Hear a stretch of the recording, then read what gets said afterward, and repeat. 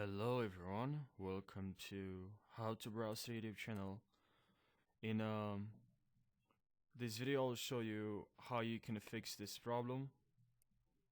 I'll try my best to help you, and if you tried the method I'm going to show you in this video and it still doesn't work, let me know in the comment section and I'll create another video for you. I'll look for other ways to fix this problem so I can help you.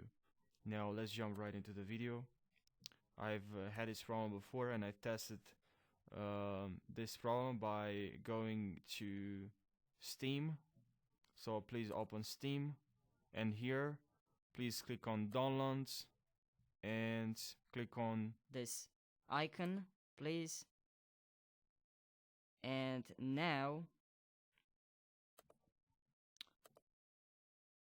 here please click on Steam library folders, and now click on repair folder, and just wait, and this I hope will fix this problem. If this video helped you, please don't forget to subscribe for more videos.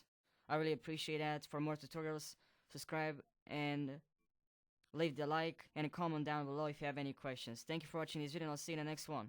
Take care, guys.